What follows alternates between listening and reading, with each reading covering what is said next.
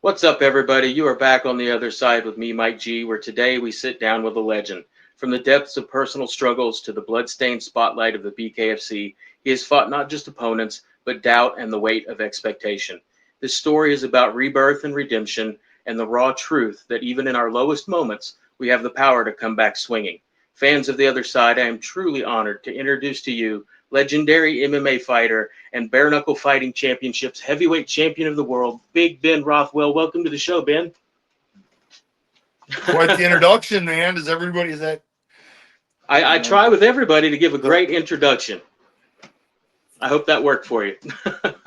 it's just you set a bar. I don't know if I can live up to all that, man. Oh That's man, you rough. already have.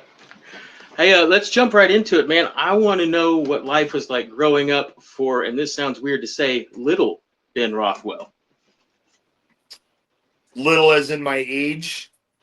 Sure. What was life like as a kid in Kenosha? So, uh, I think I was always like kind of one of the bigger kids in my class. I think even at like 6 years old and so on in grade school, like it was pretty obvious. I was in a class of like 20 kids. Our school system worked kindergarten through eighth grade, and then in Hmm. eighth grade you go to high school. And high school is ninth through 12th.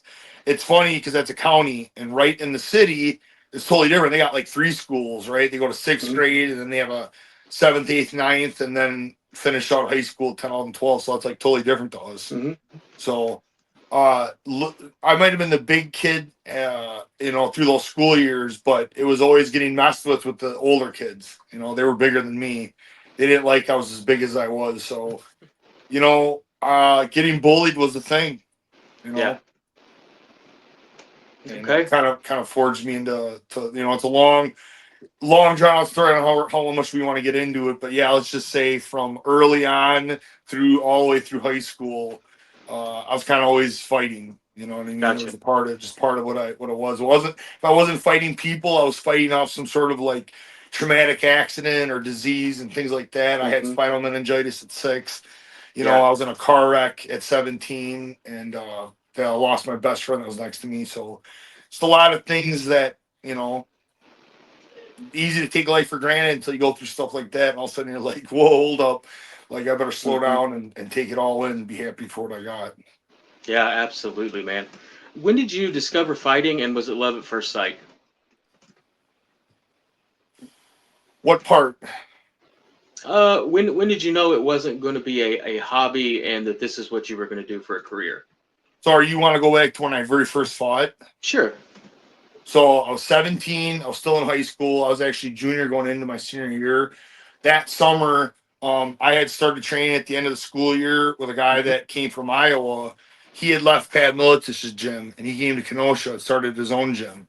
He had been there for a good, a few years, and doing shows, even stuff like that. I didn't know any of this. Hmm. I just happened through a long story looking to a phone book and seeing a place that said jujitsu.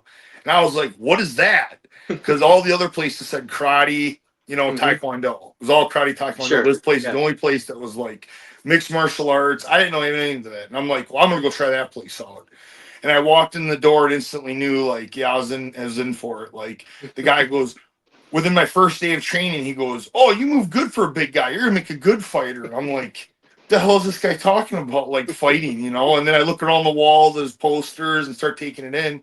And I had never watched the UFC, and my friend like instantly knew what I was talking about when I said all that stuff. He's like, "Oh, it's Gracie, man." He's like, "UFC, this guy, Hmm. that guy," and like he knew, and I had no idea who these people were or anything he was talking about. But a month and a half after starting all that, not knowing anything, I took my first fight at 17. I went to Cleveland, Ohio.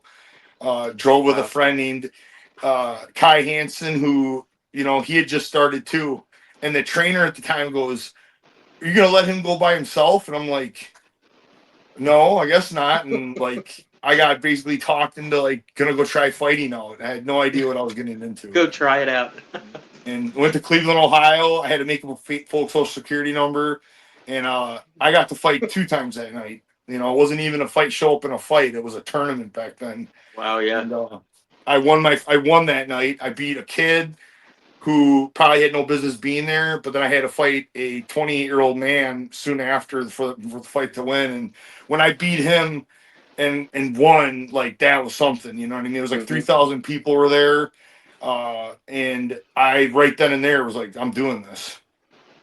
Now So to you answer fought your go back to the original question, when did I know? It was like right right when I then and there. defeated two people that night. Now you fought, I believe, if I remember correctly, 3 times at the age of 17, right? So my first 2 nights, I had 4 wins. It was actually all right. I had 6 wins in my first 3 nights of fighting. Oh So the wow. very first three times I fought, it was 4-man tournaments. And I was one in Cleveland, Ohio was the first one. Then we went to Hmm. Fort Wayne, Indiana for the other ones. It was for Dan Severn and Becky Levi's Danger Zone. Wow. So that was my first 3 nights of fighting. I fought 6 times, and I was 6-0 starting out. Wow. Now, I can imagine at 17 years old, with all those wins, you're probably riding, pretty high emotionally, looking forward to the future. And this is something you alluded to earlier. And as you know, I try to cover some sort of struggle and redemption with this show. Um, if you don't mind, if you're comfortable doing it, do you mind talking us through what happened after those wins with your friend in that accident you were talking about? So I was high off the world right in the beginning. I had won the first time. I won my first tournament, and then I actually went to my very first UFC to watch it. It was in Cedar Rapids, Iowa, and I actually got a signed T-shirt by Tito Ortiz. You know, he was like the Yeah. first like really big name star coming Hmm. out of the UFC. Like, and Frank Shamrock was a big name then too. It wasn't Ken, it was Frank. Frank Yeah. was like the man at that period of time. So I was in this. I just won my first tournament. I beat a grown man. I'm 17 years old. And I just went and watched my first UFC in Cedar Rapids. I got my signed Tito Ortiz shirt, and I was high. I was high, and I came home, and then that Sunday we went out to a church festival. I went out with my buddy. We went swimming, doing all this stuff, and on the way home from the church festival, which was only a couple miles from my house, I was slowing down to take a turn, and a drunk driver who was at that church festival rear-ended and knocked our car into a tree, killed my friend, and the truck stopped. And this is all told to me because I don't have any recollection of all this Hmm. stuff, but through the story of the reason they knew that he hit us is because his license plate fell off in the yard, and he got out, looked at us, and left. So it was a hit and run on top of it.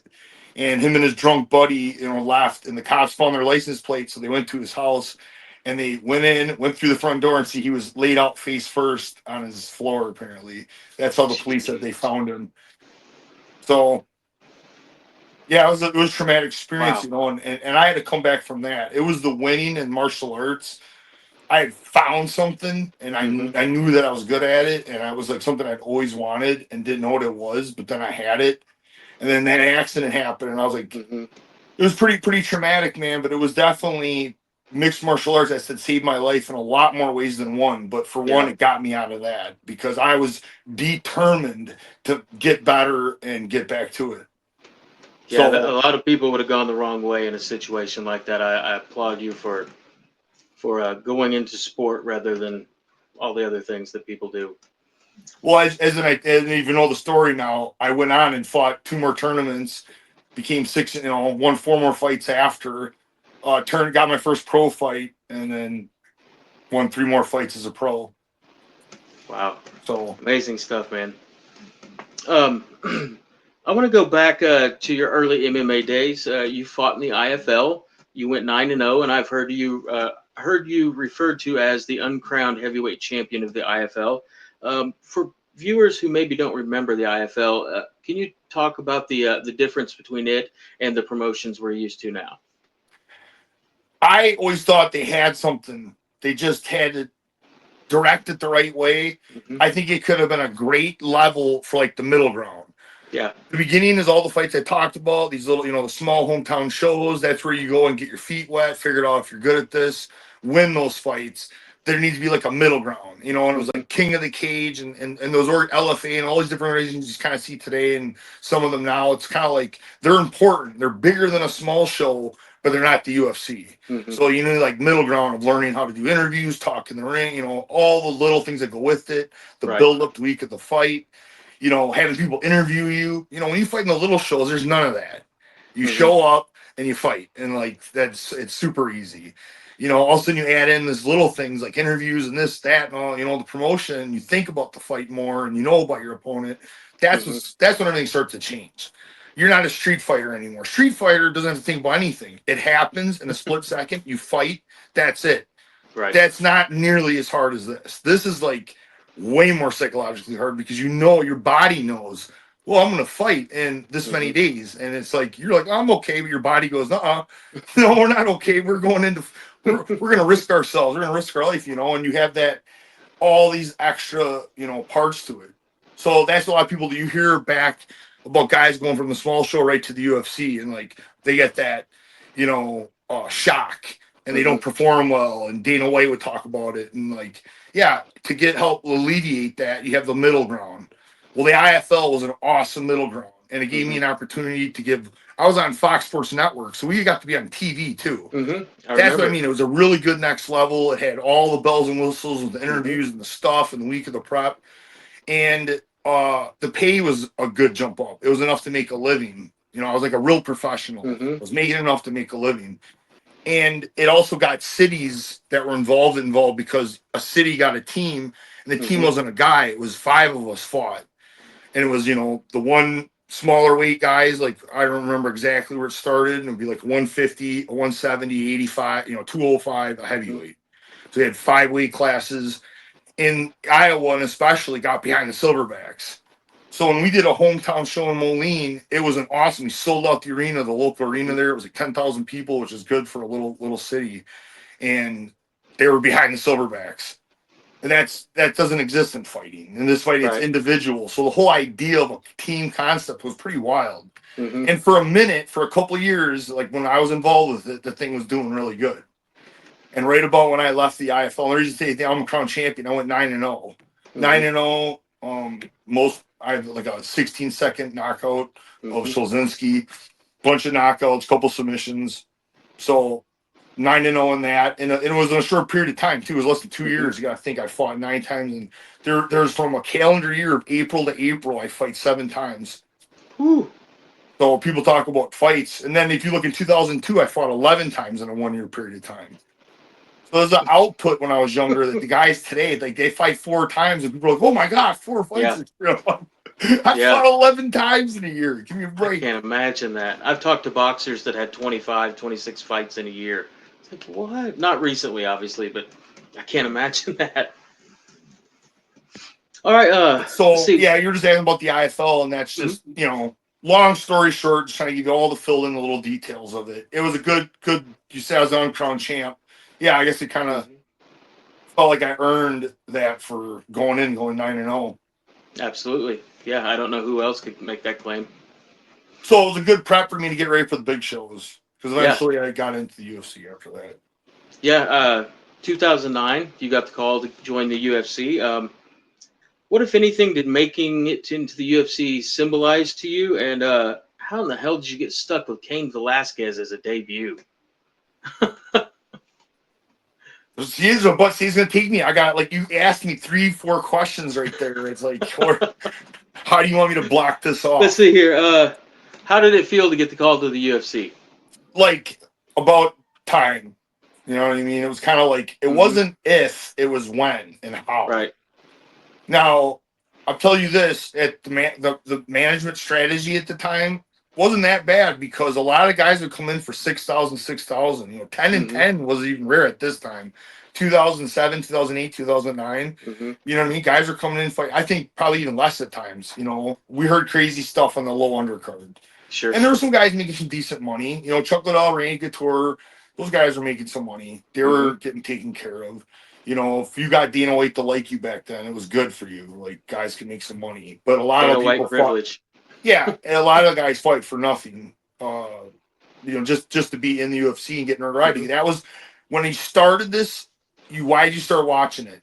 Because of the UFC. It wasn't for me. It wasn't going to a little show or anything. It was like, after I started fighting and getting involved, everybody wants to be in the UFC. Like, if you wanted to get a name back then, that's where you want to go. And not much has changed. If you ask any fighters today, is there other things? Yeah, but if you want to prove you're the best in the world, you go to the UFC, be the best in the world. Mm-hmm. You know, so for me, it was just a matter of like, all right, how do we go in? Do we go in at 6-6, or you go in where I came in substantially harder, more money than Mm-hmm. a majority of people? I was like, you know who came in with big things like that? Pride guys. Yep. Pride guys came into the UFC with nice contracts. But if you were never fought in Pride or anything else, like that didn't happen. And so I felt like I kind of cheated. It was an achievement my own. Like, I didn't fight in Pride, and I came in making a contract like those guys. That was a pretty big deal for me. So to answer your next question, what if I came to last? Is because I was getting paid like one of those guys. Gotcha. You know, so you got to prove you're one of the best on. And they knew he was obviously, they knew it was a big deal. He was supposed to fight Shane Carwin. Mm-hmm. That was a huge fight. It was with Shane Cameron Luke. You know what I mean? I wish that fight would have happened. Let's see what would have happened to Shane Carwin. Because I was supposed to come in and I was supposed to fight the guy that I was supposed to fight in Affliction. So there was an Affliction card made. I was supposed to fight. The card got canceled because of Josh Barnett not fighting Fedor.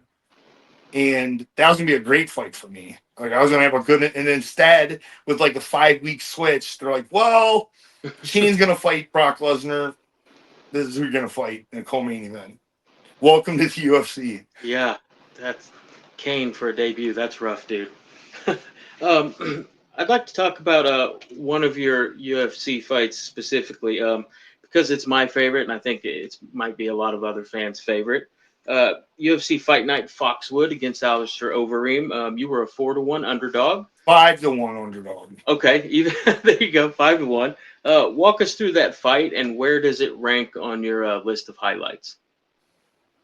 The UFC, for meaningful wins, it's going to be knocking out Alistair Overeem and submitting Josh Barnett, because it takes 2 fights to highlight. Like, here's a heavyweight, and I win him by submission, by submitting the unsubmittable, and I'm knocking out one of the K1's former champs, like one of the best strikers in the world. I knocked him out.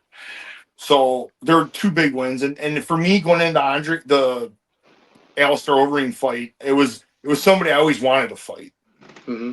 And so when they gave me the call, I think it was kind of like, oh, here's Ben. This is going to build Alistair. Like, he was very well liked in the UFC, and he was given favorable matchups, and they believed I was a favorable matchup. They're like, this will be good for Alistair, and I kind of shook things up because from the get-go, when I got the call, I'm like, yes.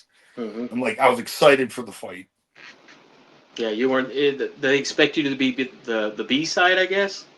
Well, yeah, I was very much the B side. Okay. 5-1 underdog. Yep, that would be the B side. Man. All right. Your last MMA match came in 2021. When did you realize that you wanted to do bare knuckle? I didn't go looking for bare knuckle. Bare knuckle came looking for me. Awesome. And I accept. Yeah. Let's see. You get to the BKFC and immediately you make your mark. Walk us through your spectacular debut at BKFC 30 in Monroe, Louisiana. Bobo Bannon. They say, fight. 1, 2, 3. He's on the ground. And then they had a count of 10 seconds, but the fight's over. Like, he's clearly knocked out. And somehow it's like a 20-second knockout. I was like, well, I don't know how you guys math or add or count, but cool. But it's about as... I can't say it was I don't like the word perfect for a lot of reasons, because no matter what it is in this world, in martial arts, I learned it can always be better. So the word perfect can't exist. Fight can always be better, because look at my last fight. 1 shot. I hit Bobo. It's somewhere between 12 to 15 times. You got to watch it. It's about 5 seconds long. I throw somewhere between 12 to 15 punches, but the uppercut at the end is an auto one. And I got a knockout. It was a debut of the year for BKFC that year. So it was great, man. Yeah. I've actually talked to Bobo a couple times, not very recently, and he always seemed like a pleasant guy to me. Oh, he's a super nice guy. In fact, he was awesome. Josh Copeland, who comes next, gives me a nice 3-round scrap. Really teaches me bare knuckle. It was a great fight for me, and the fact how much I learned. Super nice guy. You know, the cuddly bear. He is. He Mhm. throws you off with that. Yep. Todd Duffy was always somebody I thought was going to fight in the UFC and run around, and he has his quirks. But at the end of the day, I always have a good time talking to him, Hmm. and I always wish him the best. So, and then Mick Terrell, who I act like I was still angry and like he's a bully, blah blah blah. Nick's an awesome guy. He's hilarious, actually. Like Yeah. the more I've got to know his personality and see him, he's hilarious. He's the kind of guy I definitely want. If we live close to each other, that guy I'd force Mhm. myself to. I would force him to be my friend. I'd There you grab him. go. We're friends. Like yeah. So I've been fortunate to have a really cool relationship with the heavyweights. Yeah, You that's know, really cool. there's a lot of us are like that. Not all. The younger Hmm. guys are the ones that kind of act out, but a lot of us are older, and yeah, we're just a different part of our life, and it's funny how we can compete, Hmm. but it's all love at the end. Yeah, absolutely. Man, the moment that you realized that you had won the belt, I've had people tell me it's your whole life flashes through your mind. You can't think about anything. What was that moment like for you? Start over The moment the fight was over and you realized you had beat Mick and that you were the for new Nick Terrell. champion. Yeah, it was. I mean, there's like I watched it, and it's faster than I thought. I was like, yeah, I sit there and look at him for a second, and you watch it, I'm just like, I'm putting my hands up. You know what I mean? It was like I couldn't believe how I knew more than like the way I remembered it. And the way I remembered it was like so much slower. And then when I Hmm. watched it in replay, I was like, whoa, like this is seconds. Yeah, Just yeah, that's for me, that's just showing like, yeah, that's how it is. Like that's the way it would have to be on the street. And anytime you have to defend yourself and just make it as hmm. definitive as that, as quickly and as efficiently as possible. As a longtime fan of you, it was an amazing moment to see that belt put around your waist, man. Absolutely awesome.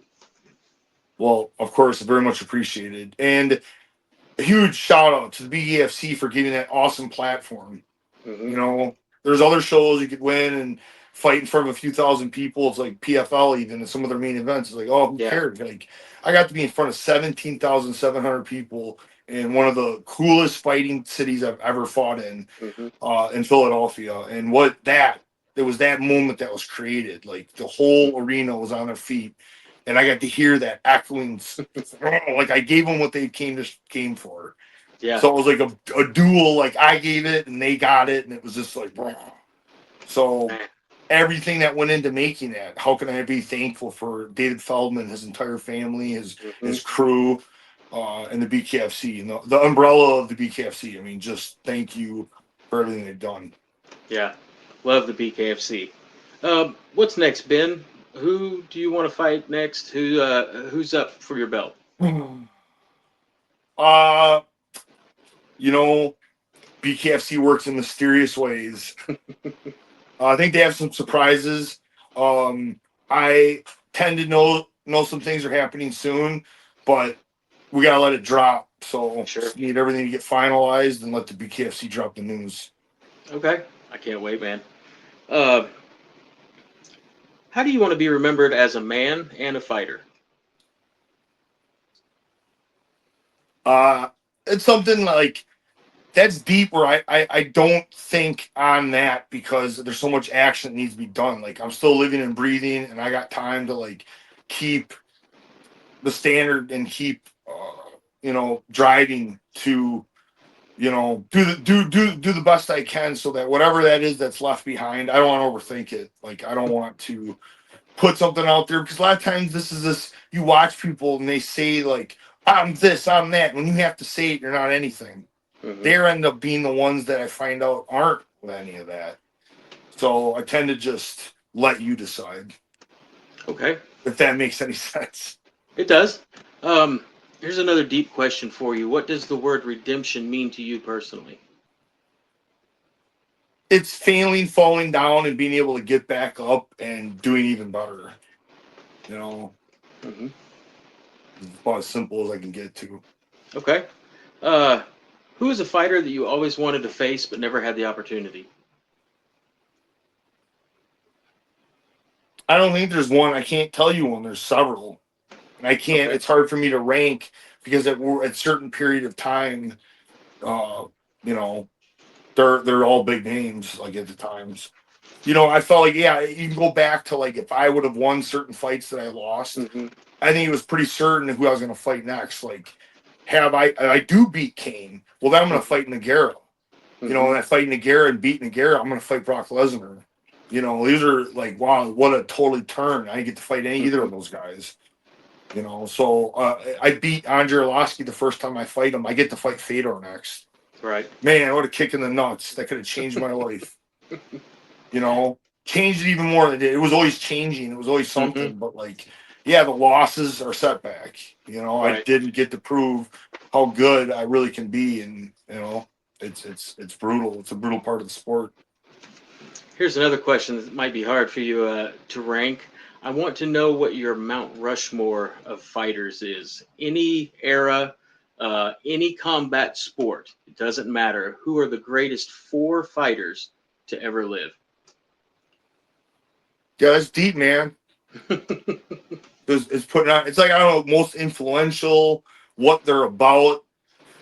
Right off the top of my head, because in that dark, it's like a dark ages of the UFC and mixed martial Hmm. arts that I'll call it. Like there's the beginning, and then the middle is like a dark ages, and then it's kind of like evolving into what it is. But a Right. person that always stood out and was about that really shined and brought all of Canada behind him was GSP. Yeah. So I some of these things may be overlooked, and always cleaned his. He can't. The reason that Anderson Silva won't because me and guys like him, we went through uh, parts of our career that were like blemishes and things that would be not what GSP ever. GSP gets a stand on that. Where like this Right. is what he's about. This is what he did, and he kept a spotless record. So it's pretty. It's uncanny. What Hmm. can you say? And he's Gotcha. always presented himself as like more than just a fighter. He was like Hmm. a good person. Like Yeah. he represented us the way I'd always hoped a mixed martial artist would.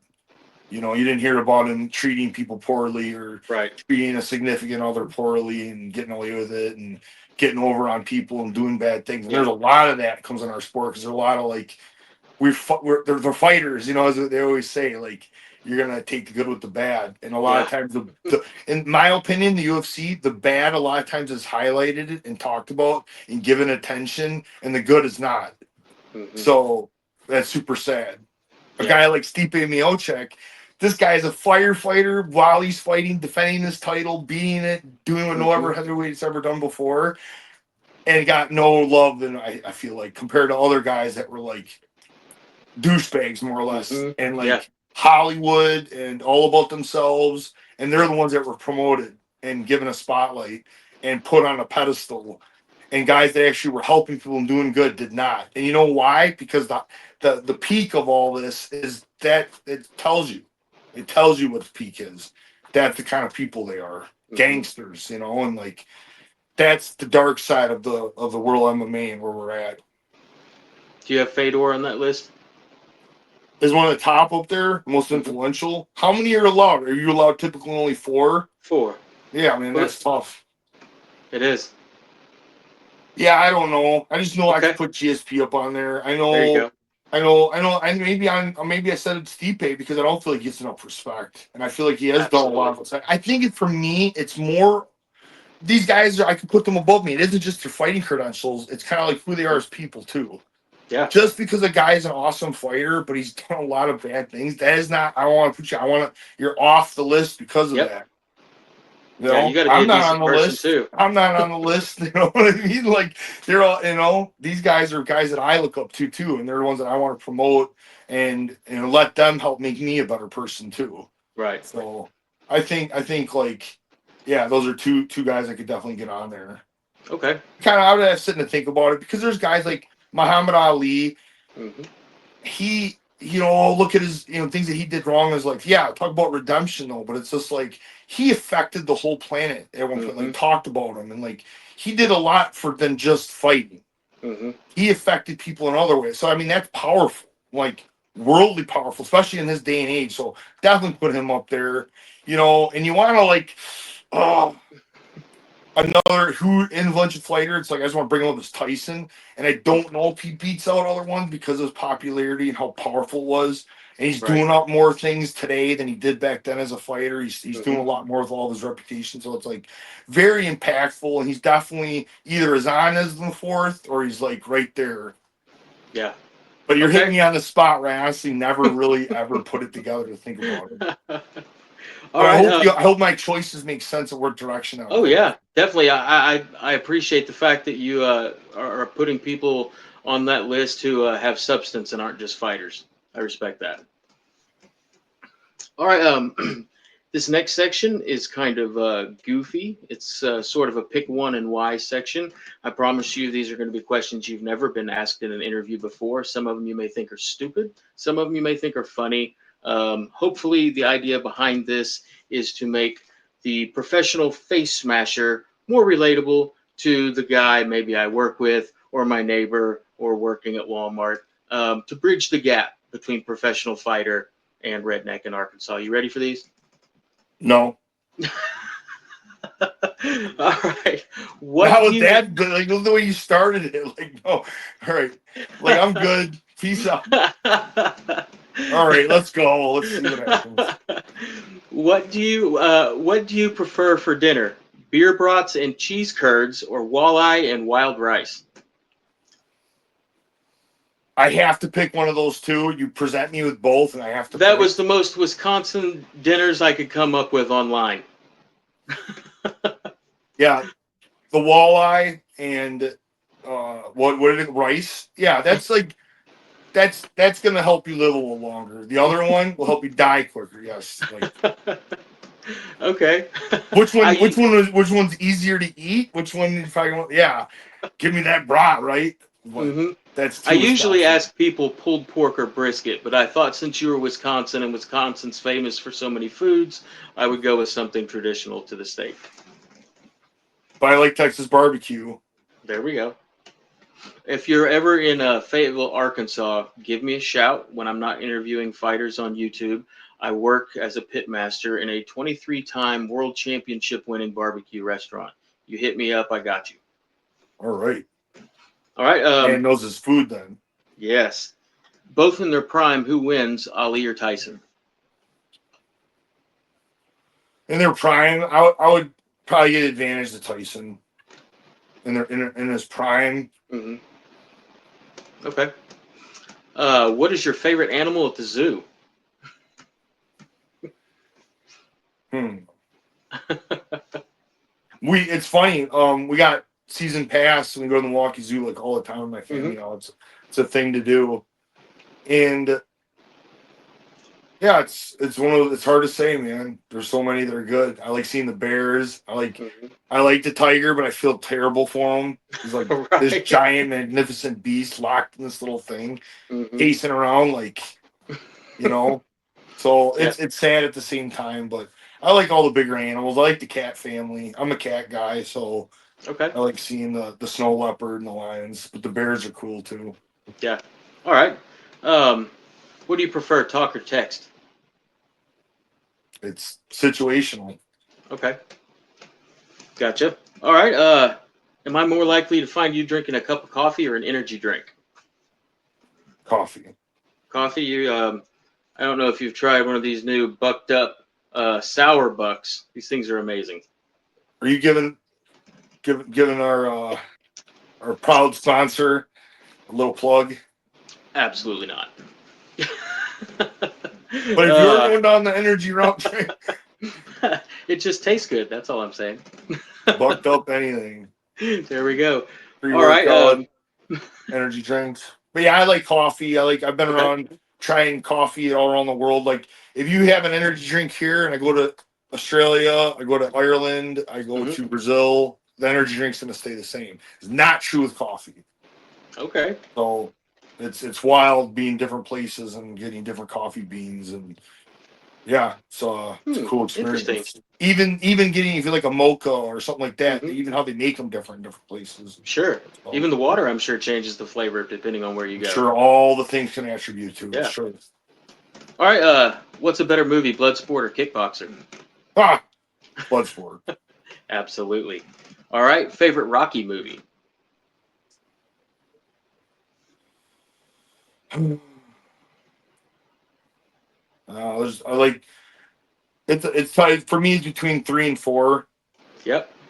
4 probably takes, but I mean, Mr. T is pretty epic too, and there's some good. The whole act of redemption and everything comes from the 3, so they're both. It's a tough man. It's a coin flip for those 2. I feel the exact same way.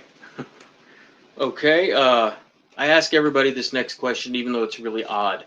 Your bathroom at home, the toilet paper, does it feed over the front of the roll towards you, or does it go behind Ah, the shit. roll Where did this underneath? interview turn into? Asking about toilet paper in my bathroom? Like, I'm trying to what's in your make you sock relate. drawer? Everybody has a preference on the toilet paper thing. We want to know how you shit. How do you wipe your ass? You go over? What do you pull? Front to back? Or Do no, I I'm just pet kidding. it or do I tickle it? As long as You it's don't need there, to who know. cares? I just got to adapt. Tell you what, when I was 6 years old, all the hardships I've gone through. Gotcha. For me, is history. All right. Does pineapple belong on pizza? If you want to do it, do it. I don't care. I think I've had it a few times, and I was like, it wasn't bad. It wasn't good. Like I don't care. Maybe, and then like, and the few times I've had it, it's all been different. You know what I mean? It's been different. All like, what kind of crust was it on? What was the Mm-hmm. sauce like with it? So I think there's potential. Do I order it? No. Okay. You are going to go commit a bank robbery, and you need to take 2 people with you, a gunman and a getaway driver. Who are you taking? What like? I'm not incriminating myself. Got to hear with that. What are you talking about?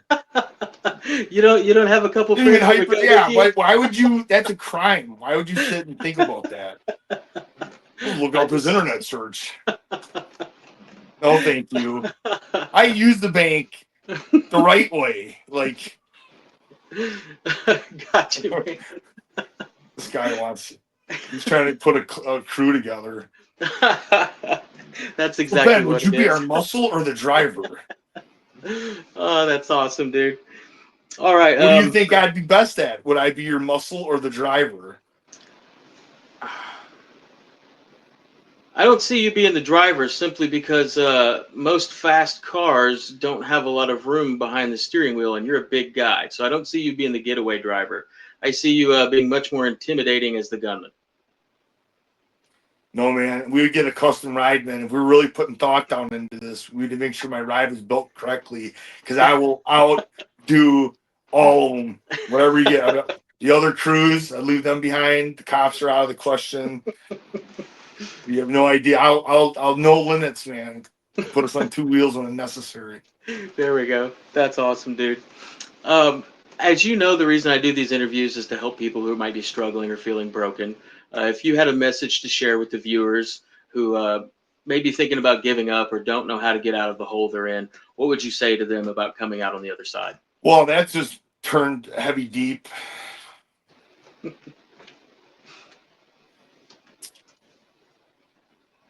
Just remember back, if you remember, recall me talking about the word perfection.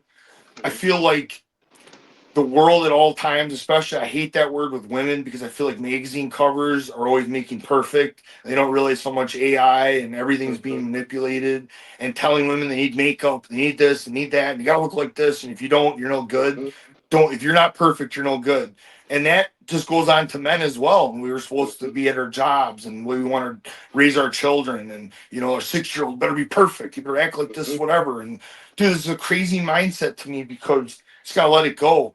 And like, you get out of that world of like, I have to be perfect. No, I don't. You don't have to anybody. And like, find yourself. Think about what you're happy about. All of a sudden, start appreciating what you do have. Like, instead of worrying about what you don't have, because that's a hole, and we got to get out of that hole. Start just waking up every day and going, but I do have this. Because let me tell you, man, I got a whole bunch that I could be super sad for and be in a hole about and be depressed and all those things. But then at the flip side, wow, like being able to appreciate that we have family, we have people around us, or we have those things, and just any sort of small appreciation that you can have, because we're all in different places. We all have different things. You know, some people understand, might not have people or something. Well, there's got to be something inside of you that's you can find appreciation in, and just need a little bit, and then it's just help make your day a little bit better, where you can get out of that hole, change your mindset from being negative to positive. And if you hear constantly people around you being negative, move yourself away. Then move yourself around. There is people, I'm telling you, at 43 years old, I've learned there is people that will speak positive, and they're happy, and they want to have good things for you. And you just need one or two, because then all of a sudden you get a few of you, and everybody's just like, man, wait a second, we got a lot to be happy about. And you all high five each other. Let me tell you, just that little scenario, your life will change completely. You will find some happiness. You'll find relationship. You'll find, you just gotta get out of the negative. Yeah, that's awesome, Ben. I love that. I got 2 more questions. You got time for that? Better hurry up. Okay, yes, sir. Or you get a free liver shot. Ooh, thank you. Compliments the left hand. No. I want to hear about ROTHWELL I will MMA. run into you. I hope you do, sir. What all do you have going on at ROTHWELL MMA? Adult kickboxing, adult jiu-jitsu, kids kickboxing, kids jiu-jitsu. I have a group of guys that like very private, like more private. Like we train for either MMA or kickboxing or bare knuckle. And we also have a fitness class, Blast Fitness, give people a full body workout. That's awesome, man.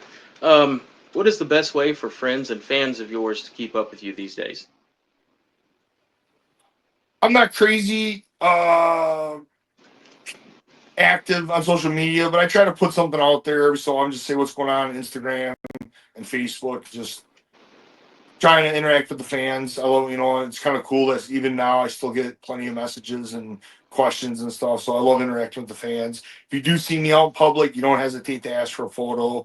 It's funny, even today, like people are like, "Man, I didn't want to bother you," and it's like I just can only laugh because they're excited to get a photo with me, and I'm just as excited to take a look at them. All because when I was growing up and watching guys that were getting that snub people and act like they're too good, that made me irate. And I always said I would never allow that to happen. So I naturally have to be the opposite. Okay. Is there anything else you want to share before we get off here, Ben? I just gave you childhood stories and things that make me tick and everything else. What more do you want, man? I'm sure people are sick of this already, I want to wrap this interview up with a quote from you from your post-fight interview after you beat Alistair. Fans of the other side, to quote Ben, everyone, you just witnessed what happens when you believe in yourself. It is the strongest power in the world. Ben, I want to say thank you so much, man, for sharing your time tonight. I know you're extremely busy. I've talked to you enough at this point. I feel like you're a friend. I hope you consider me one as well. I'll upload this to YouTube. You're obviously a huge supporter, and that's why I did this. Like, this was not easy. It isn't easy for me to take time out, but you're a huge backer of combat sports and obviously the BKFC and us. So I wanted to show you respect and just let you know that I appreciate you. And it's fans like you why we got into the sport where it is. So I just wanted to say thank you by doing this with Absolutely, man. Absolutely. And whenever you get that new Slep shirt from Sean, I want to see it. Working on it. All right, man. Have a great rest of your evening. I'll send you a copy as soon as it uploads. If you don't like it for any reason, let me know and I'll take it down. No problem. All right. Have a great night, Ben. Thank you so much. Bye-bye.